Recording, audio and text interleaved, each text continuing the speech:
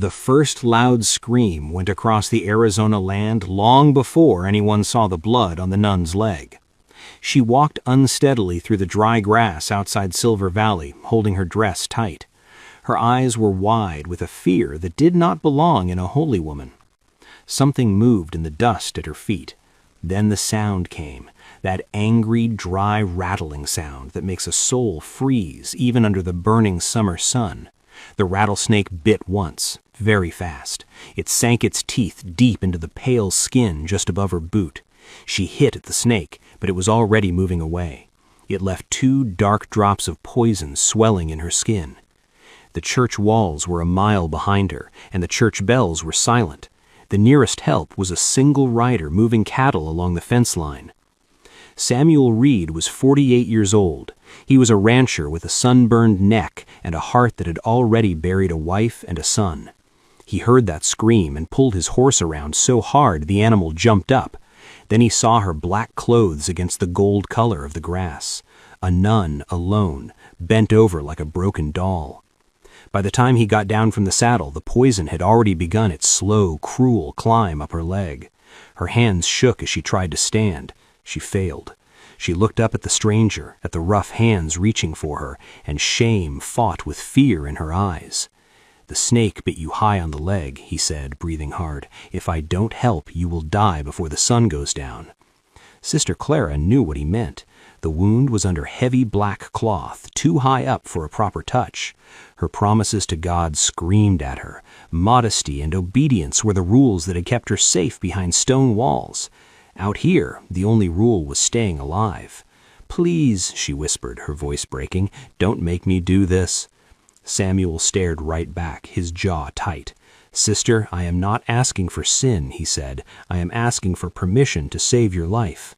With shaking fingers, she gathered the skirt of her dress, lifting it just enough to show the swollen skin. Tears fell as she showed more leg than any nun should. He dropped to his knees in the dust. His knife shone as he cut the cloth, pressing his mouth to the wound, spitting poison into the dirt. They were so focused on life and death that neither of them noticed the wagon coming up the road. They didn't see the 2 women standing in the back, mouths open in shock. They didn't hear the driver use a bad word under his breath at the sight of a rancher on his knees between a nun's legs.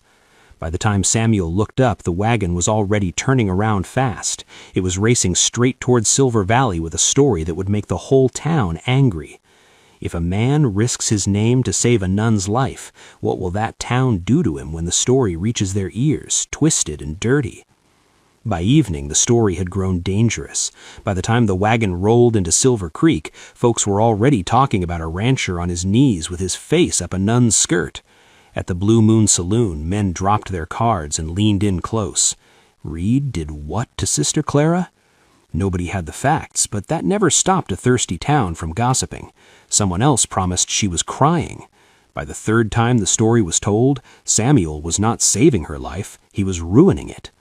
Sheriff Frank Miller stepped out of his office with a cigar in his teeth and greed in his eyes. Miller was the kind of man who would smell a scandal the way a bird smells death. He had never liked Samuel. Samuel had spoken too loudly about stolen land the year before, and about a sheriff who ignored it. Now Miller had a gift dropped right in his lap. He walked straight to the little church where Sister Clara lay on a narrow bed, pale but breathing. The bite was angry and red, but the fever had passed. She tried to sit up when he came in, holding the blanket to her throat. "Did he touch you where he should not have, sister?" Miller asked. The question itself felt like a slap.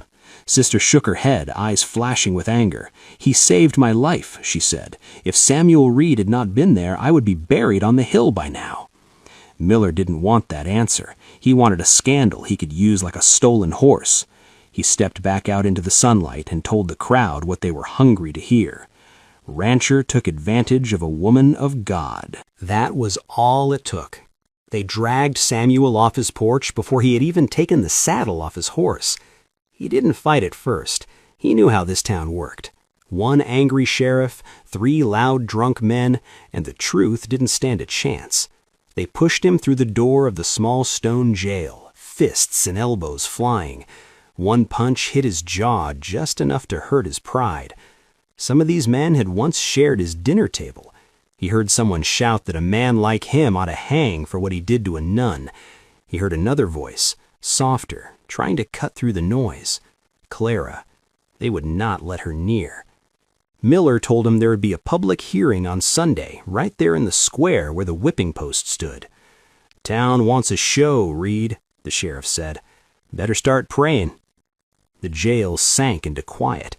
Samuel sat on the hard bed, jaw hurting, wondering how a few seconds of kindness could wreck a whole life. Late that night, the jail stayed quiet, but the church didn't. Father Thomas woke to frantic knocking at the door. When he opened it, Sister Clara stood there in the moonlight, hair damp with sweat, hands held tight in prayer.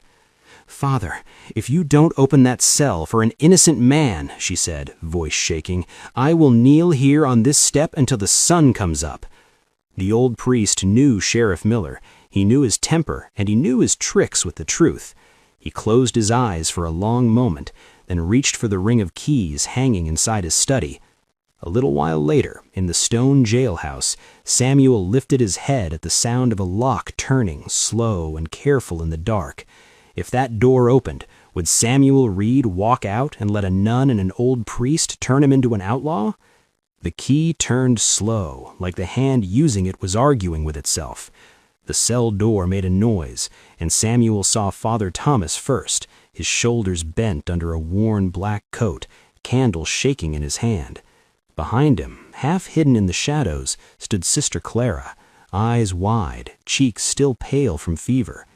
"You have one chance to walk out of here, son," the priest said quietly. "I'm too old to stand against Sheriff Miller in the daylight, but I won't leave an innocent man in a cage at night."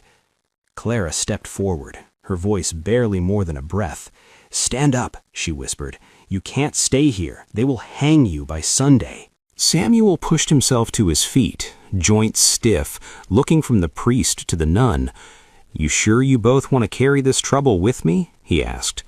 Father Thomas sighed. "Some sins are worth keeping quiet," he said. "I would rather answer to God than to Sheriff Miller." He stepped out past the priest and the nun into the cool desert night. Clara walked ahead, moving fast for someone still weak. One hand pressed against the church bandage on her leg. Samuel followed close, ready to catch her if she stumbled. They slipped behind the stable where 2 horses waited. Not his horses. Too clean, too well fed.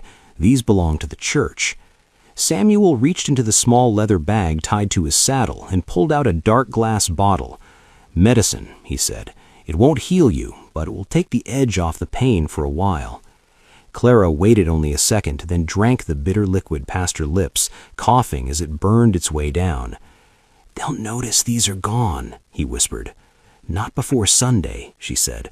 "By then you'll be far from Silver Valley." But Samuel shook his head. "I'm not running, not without clearing my name." She looked up at him, breath shaking in the cool night air. "Then we need proof," she said. "There is a Navajo boy on the far ridge. He herds goats up there. He saw everything. He saw the snake bite me. He saw you save me." "Then find him and bring him back before the hearing." They got on the horses and rode out of town, feet soft in the sand, the church bells behind them ringing midnight. Clara held tight to the saddle horn, her dress whipping in the wind, every breath sounding like it cost her something.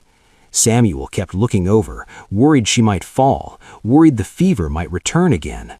After a few miles, she finally spoke. "Samuel, if Miller's men find us first, they'll shoot you before they ask questions." He gave a dry smile. "Ma'am, I've been shot at before, but never while riding with a nun."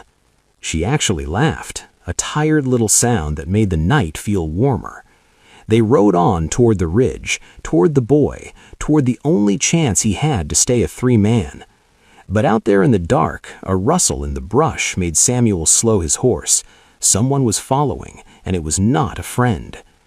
"If you're still here listening, take a sip of your tea and tell me what time is it where you are and where you're listening from. And if you want the next part of this story, hit subscribe so you don't miss what comes next." They were still a few miles from the ridge when Samuel pulled his horse short. The sound in the brush came again, soft but steady, like someone trying too hard to stay quiet. Clara leaned in close, voice trembling. "Is it Miller's men?" Samuel didn't answer right away. He just listened. Then a small figure stepped out from behind a tree, a thin boy with long black hair and a nervous stare. It was the kid Clara had spoken of, a Navajo boy from the hills above town. His name was Toby, about 10 or maybe 11, barefoot, quick on his feet, smelling of smoke and sheep. Behind him, a small group of goats moved nervously on the slope. He pointed at her leg. "Snake bit you. I saw it," he said. His voice was small, but the truth in it was steady. Clara smiled with relief. Samuel felt the weight on his chest ease just a little. They had a witness, a kid who had nothing to gain by lying. But before Samuel could say a word, Toby grabbed his arm. "They're coming," he whispered. "3 riders. Sheriff sent them." And just like that, the chase was on again. Samuel swung Toby up onto his horse without a second thought. "Hold on tight, kid." The small weight pressed against his back for a moment, and his chest tightened. For just a heartbeat, it felt like his own boy again, the one he had buried on a hot, windless bay years before. He grabbed Clara's reins and shouted for her to ride. They sped over the ridge, dust kicking behind them, the sun dropping fast, painting the desert gold. Behind them, the riders closed in, their shouts echoing across the rocks. At one point, Clara stumbled in the saddle, her wound pulling hard. Samuel reached out, steadying her with one hand.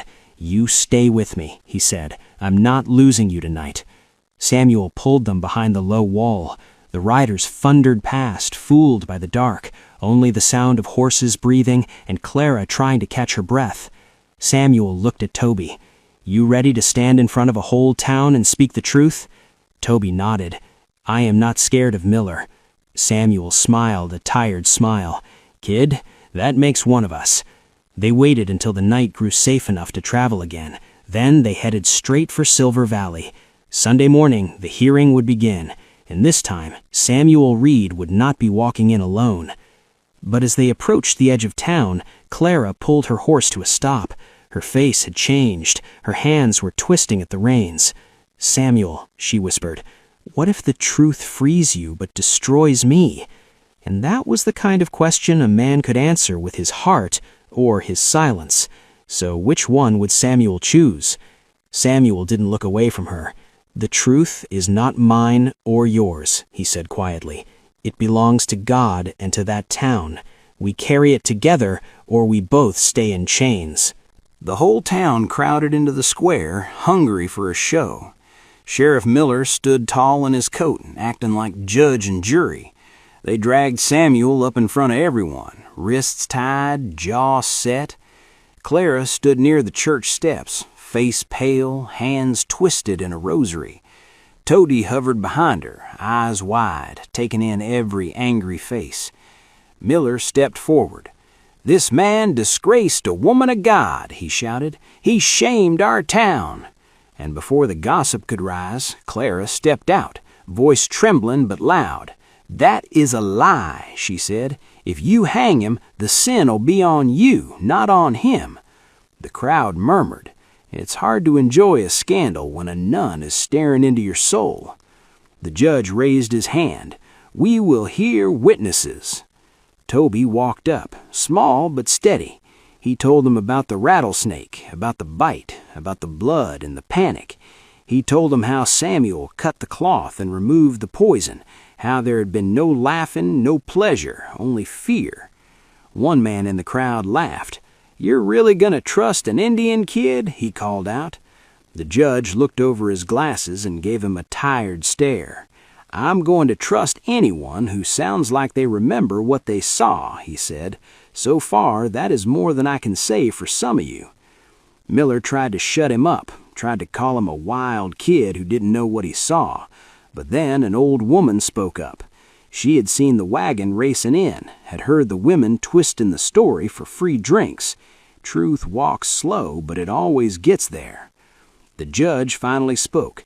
"There is no crime here," he said. "This man is free, and this town ought to be ashamed of how quickly it chose dirt over facts. The town found out he had his own secrets with land and money. By Friday, the county man rode in and took Miller's badge. Folks went home quieter than they came. Later, at the edge of town, Clara stood beside the stagecoach. Her bag was small, her heart anything but small. She took a deep breath, then reached up and took off the simple wooden rosary from around her neck. The beads were worn smooth from years of fingers and prayers. She pressed it into Samuel's hand and closed his fingers around it. "I have carried this since the day I took my vows," she said softly. "I can't give you my life, but I can give you my prayers." She met his eyes. "I love you," she said, "but I gave my first yes to God. If I stay with you, I break that promise. If I go, I break something inside me." Samuel swallowed, his thumb moving over the old wooden beads. "I think a man only gets 1 or 2 chances in life to do the right thing," he said, his voice low, "even when it hurts a lot. This is mine." She nodded, tears bright but not falling. "Real love sometimes means letting go," she whispered. He didn't trust his voice, so he just touched the edge of his hat in a small salute, the rosary still wrapped in his fist. She climbed aboard, the coach rolled away in a cloud of dust, and he raised his hat until she was only a memory against the sky. Out there under that Arizona sun, Samuel kept working his land a little more gentle, a little more watchful of lonely riders on the road.